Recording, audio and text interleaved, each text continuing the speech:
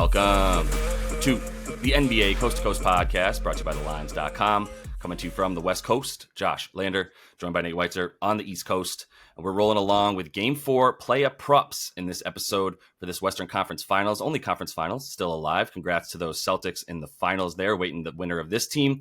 We'll be taking a look at player props in here, have best bets in a separate episode as well. So continue to follow along. Subscribe to that page so you can check out everything we're bringing you each and every day that we have hoops now moving forward through this NBA season.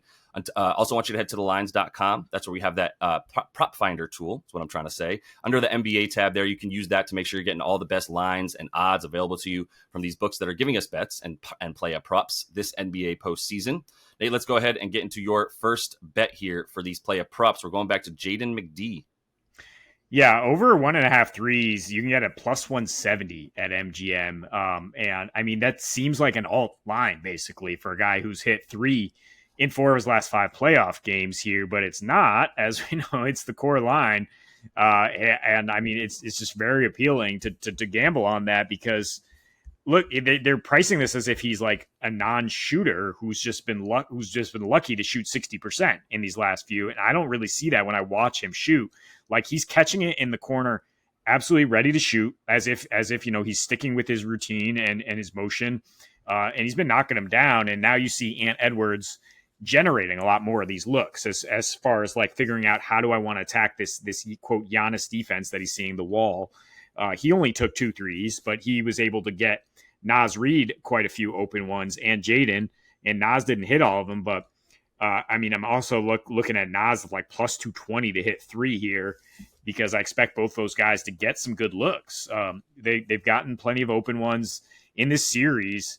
Jaden averaging 5 open or wide open per game. He's shooting 71% when no one's within 6 feet of him. And just to shoot another stray at Cat, he's shooting 27% on wide open threes. So best shooting big man who puts up too many shots and he's quote getting unlucky bounces. Jaden McDaniels is not a guy who to me seems like gets up or down, I guess, since he broke his hand and figured out that he can just kind of stay calm. But like, despite the fact that he's getting a lot of tough calls on him and getting frustrated, got into some foul trouble last game. Like he's just kind of steady. I see kind of the same release on offense. He knows what his role is. Like he has the shortest time on the ball of any guy in the Wolves rotation. Cause like, he's just like, all right, I've got to be ready to shoot or, you know, attack immediately if it's a closeout. But with Ant drawing all this attention, he's been getting clean looks. And I think it's worth the plus 170 to say he knocks 2 down.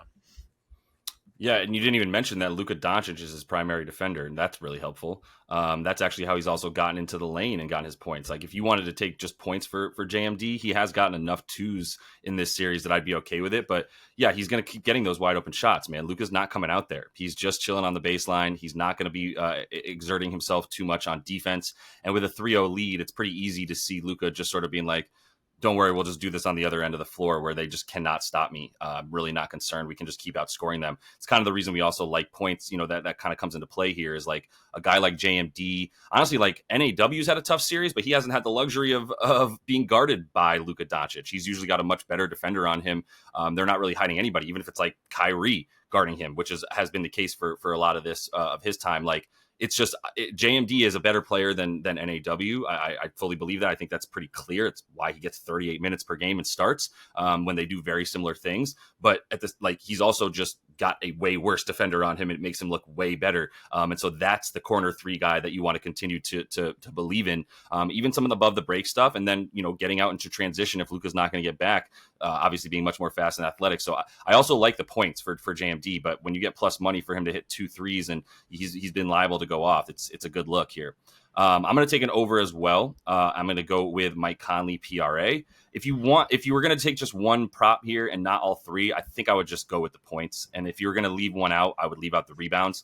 But I put all 3 together because it's a closeout game, elimination game, for Mike Conley potentially. And so he needs to make sure that his team stays in it. I kind of just wanted to see what's he done recently. And I kept it to when he's been on the Wolves. And on the Wolves, he's gone over this number in 3 of 4 elimination games, including 2 against the Nuggets last season and then 2 against the Nuggets this season as well, right? And so it's obviously a different team here, but I still think it's relevant, like stepping up in the moment. And I would say like this, having, some form of like Kyrie Irving on him, as good of a defender as he is, like Mike's been a focal point of the offense, right? He's been somebody who's not just, he is the second option in the sense of like, I mean, maybe you consider Cat the second option based on more shots, but if you're talking about more involvement and more just all around usage, then it's Mike Conley, right? He's got the second most touches, he's got the second most passes, he's got the ball in his hands almost as often as Ant Edwards does, in terms of average time and all that. So like he is a guy that they're gonna like continue to be like get into the lane or get Rudy involved or take your three around the screen, right? And he's been taking plenty of threes when he needed to. Had that one bad game in game one, and everybody was ready to write him off because he was a defensive liability. And I kept being like Kamate. We don't need to start like going unders on Mike Conley just because it seemed like, you know, he got cooked by Kyrie in game one or he got cooked by DJ, whatever. Like it's fine. Like he's too crucial to the offense. He's too involved. And he'll see at least 31 minutes tonight. Again, I would project him at least at 33, 34 in that fourth quarter. I don't know how you keep him off the floor. Everything really falls apart without him. It's either Ant, go get us one, Cat, go ahead and shoot that three that is just whatever, or right, like Mike's in there to at least like control things, unlocking people. Obviously, like he and Slow-Mo on the floor at the same time.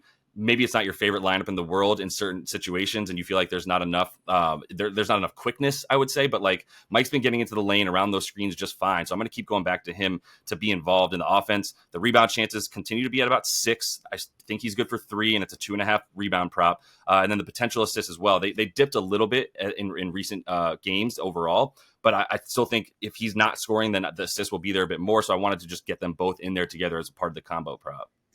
Hang on, I got to call you out for saying people were writing Conley off after game one when you on this program roll the tape took the under in game 2, and then I didn't say which people. Okay, that's fair.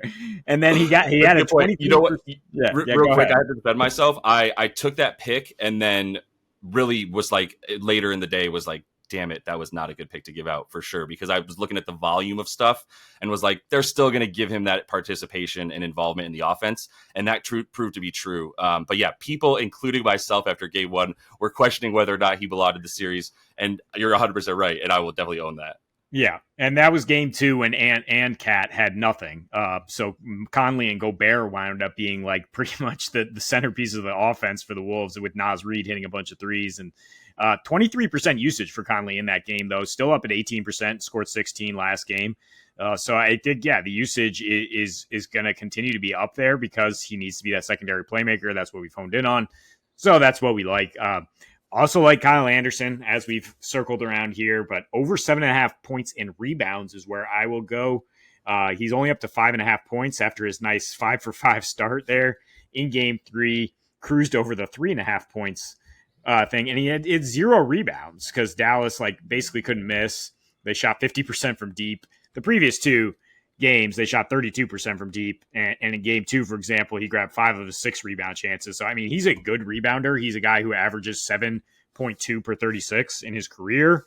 And the books are really only tacking on 2 rebounds versus 3 assists if you parlay it with his points here. So I think the rebounds are a little more reliable. I don't think there's going to be a ton of assists to come by in general against a really solid Dallas defense. But I mean, the case is just there for Slow-Mo to play more. Got 17 minutes at least in all 3 here, but I mean, he's part of 6 of the 7 top 3-man lineups in the series. I said offensive rating in the last video. It's actually net rating because he's actually playing D. He's actually done a pretty good job on Luka in some spots, and opponents are only shooting 49% against him.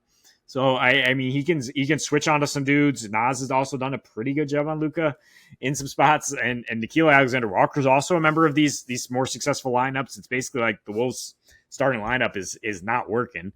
But nah, I mean, is a guy who I had originally, and I'm like, I can't trust him to get stats. Like, he's a good defender, but Slow-Mo is a guy who, like, yeah, per 36 will just pile up stats, or per 20, if you will. And his props are just so low, considering he's going to get these 20 minutes, maybe more, depending how desperate the Wolves play this, that I think you can continue to attack his points and boards.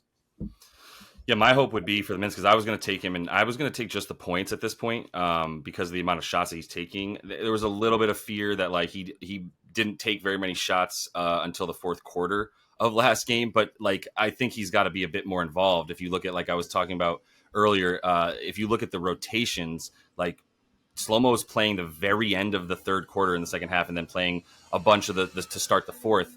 Why wait? Like, he's proven to not only be so useful as a defender and a Swiss Army knife, and also a guy who's guarding Luka a lot, and actually is better at it seemingly than even like Jaden McDaniels, in part probably because of his girth. And it takes a little bit more just like slyness and sort of defensive prowess rather than just straight athleticism and length to guard a guy like Luka. Nobody's athleticism and length has bothered Luka. He's not fighting fire with fire. He's fighting like whatever's slower than fire against fire, but still like, savvy enough to get around whatever he needs to get around. So I think Slow-Mo should be in there for a few more minutes, and like earlier in the third quarter.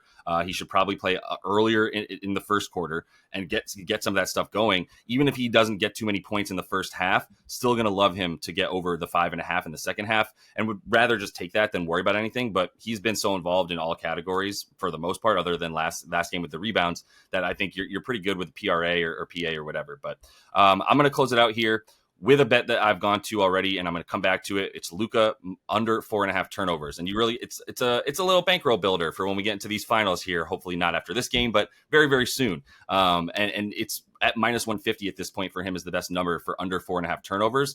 But like, look, he had 4 in the first like 2.5 quarters of the first game where I took this in game 1, and then didn't get a turnover the rest of the half. And I mean, his turnovers, all 4 of them were beyond boneheaded. I mean, beyond boneheaded. There was a couple where I was like, what are you doing? Kind of like a Daniel Jones throw from the Giants quarterback where you're like, did you just not see the 2 quarterbacks right there? Why are you throwing it into that team? And that was what it was with Luka a couple times. And then he was just like, oh, that was dumb, and let me just take over.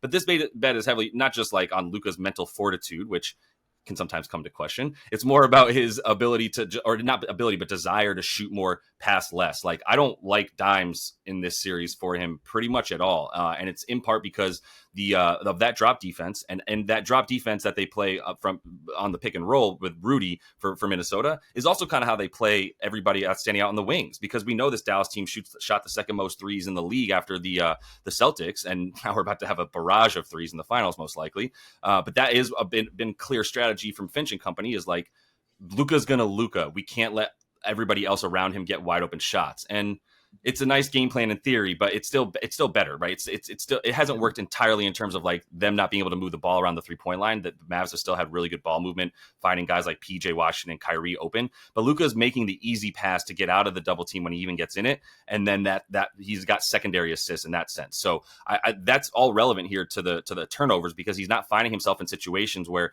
he needs to make these difficult passes into tight spaces. He's just choosing to shoot instead, right? And it's because he's always in these good spots. When he's taking his threes, fine, like 11 threes last game. And when he's taking those, obviously you don't worry about turnovers at all. But also once he's getting into the lane, he's not really worried about passing once he's gotten into on those drives. We've seen that a lot less from him if you look at his drives to the basket in this series, specifically in the last 3 games. Yet he's in a lot more, he's not passing nearly as much as he was during the regular season on his drives, which they consider, his drives are so weird because when you think of a drive, it's like you just think of someone going to the basket. Luka's going to go in like 4 different spots, go left and right and back and forward, and just like take you all over the place on his drives, which are so weird and probably hard to like categorize statistically. But that's what they're giving us on these drives, is like he's getting into the lane and then he's going up with it more than anything. The lob has been there a little bit, but it's kind of also why I prefer under for Gafford on the points and rebounds combined, because I think a couple of things there, and this is a little bit correlated, because like if he's not going to get those, if he's not going to be looking for,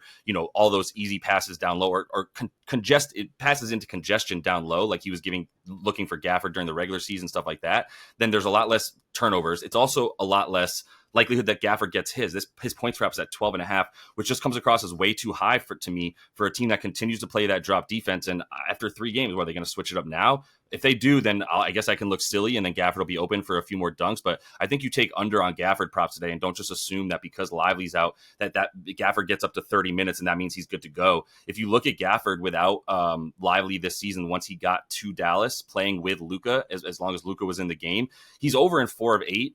The teams he went over: Charlotte, Detroit, Washington, and OKC, because Daniel Gafford is Chet Holmgren's father essentially, and put him where he wanted him. So the 4 teams he went under, right? Atlanta, Golden State, Miami, Houston. So a lot better defensive teams. Even Atlanta, at least like Clint Capella's there as a defensive presence, and a little bit of Okongwu. So I just don't think that Gafford's going to be in line for like a big offensive game. I'm sure he can impact it heavily and be a big factor, and if they win. But I would also take under for him in the same concept of Luka under assists, under turnovers. Gafford not the beneficiary of those passes now.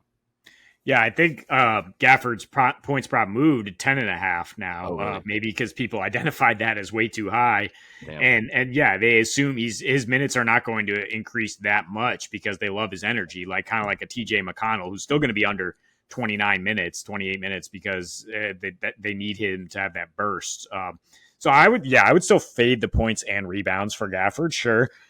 You see that it's plus money for him to get 8 boards, which the books kind of indicate they know. Like there's not some huge influx in rebounding coming just because Lively's out.